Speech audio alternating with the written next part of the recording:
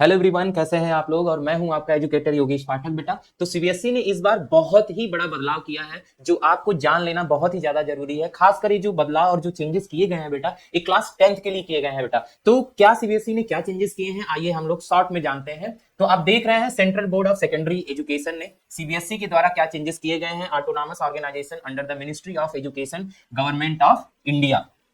ठीक है, इसके थ्रू सीबीएसई क्लास 10th आप देख रहे हैं 2025 डेट आप देख रहे हैं 9/12/2025 में ये जो है रिलीज किया गया था नोटिफिकेशन। जो आपकी इंफॉर्मेशन है, ये सारी चीजें क्या की गई हैं, रिलीज की गई हैं। और उन्होंने क्या कहा है, देखिए इंफॉर्मेशन में क्या कहा गया है। आप देखिए यहाँ पे, similarly in case of social science के लिए बताया गया है। और the question paper has been divided. Question paper जो है कितने पार्ट में डिवाइड किया गया है, ये चीज आपको समझ लेना है बेटा। 4 सेक्शन में डिवाइड किया गया है। Section that is section A, section B, section C and section D. तो इन सारे सेक्शन में क्या है, आप सोच रहे होंगे हाँ सेक्शन तो सही है, लेकिन होने वाला क्या है। सबसे इंपॉर्टेंट चीज आपको जान लेनी है कि सेक्शन ए जो है हिस्ट्री होने वाला है, सेक्शन बी जो है जियोग्राफी होने वाला है, सेक्शन सी जो है पॉलिटिकल साइंस होने वाला है, एंड सेक्शन डी जो है इकोनॉमिक्स होने वाला है। In this regard the sample question paper of both science and social science hosted on CBSE academic website में please be refer to.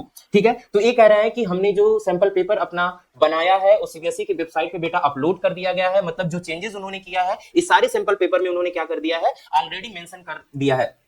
Important instruction to be communicated to the student appearing in class 10th board examination। अब कुछ important चीजें हैं जो class 10th के student के लिए हैं। और क्या इंपॉर्टेंट चीजें हैं, आइए हम लोग थोड़ा सा जानते हैं। तो देखिए, पहली जो इंफॉर्मेशन है क्या है, student will divide the answer book in 3 section. ठीक है, तो स्टूडेंट को 3 सेक्शन में जो उनका कॉपी होगा बेटा, जो आपका आंसर बुक होगा उसको 3 सेक्शन में आपको डिवाइड करना है।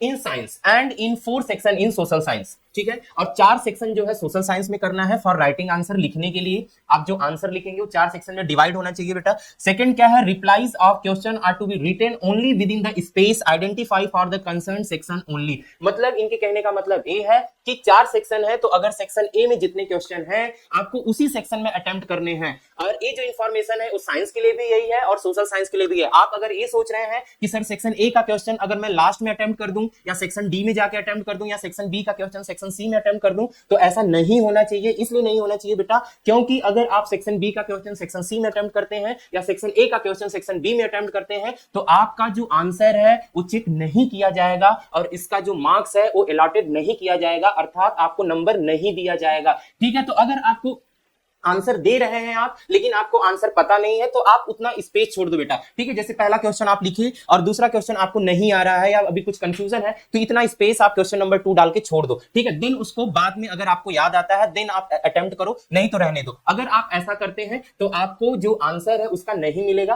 तो मेरे कहने का मतलब ये है कि सेक्शन ए का सारा क्वेश्चन जो है सेक्शन ए में होना चाहिए, सेक्शन बी का सेक्शन बी में, सेक्शन सी का सेक्शन सी में और सेक्शन डी का सेक्शन डी में होना चाहिए। ठीक है, reply of section should not be written और mix in any other section. जो चीज मैंने अभी बताई ये सारी की सारी चीजें यहां पे उन्होंने बताई है। In case if replies are mixed these will not be evaluated and no marks will be awarded. जैसा कि मैंने ऑलरेडी आपको बता दिया है कि अगर आप किसी भी सेक्शन का क्वेश्चन आंसर किसी भी सेक्शन में लिखते हैं तो आपको जो मार्क्स है ये अवार्डेड या अलॉटेड नहीं किया जाएगा। ठीक है, और एक इंफॉर्मेशन आपको देनी है कि अगर आप एग्जाम दे रहे हैं तो जैसे होता क्या है कि 3 सिलेबस में या तो कह सकते हैं 3 सब्जेक्ट में अगर आपका नंबर कम है, ठीक है, तब आप पेपर दे सकते हैं मई वाला। ठीक है, इस बार 2 पेपर होगा, एक पेपर फरवरी में होने वाला है और सेकंड जो इंप्रूवमेंट का पेपर है बेटा ये मई में होने वाला है। ठीक है, अगर आप 3 जो पेपर है 3 सब्जेक्ट में अगर आप नंबर कम है या आप फेल होने वाले हैं तभी आप पेपर देंगे। अगर इससे ज्यादा अगर आप किसी भी सब्जेक्ट में फेल हैं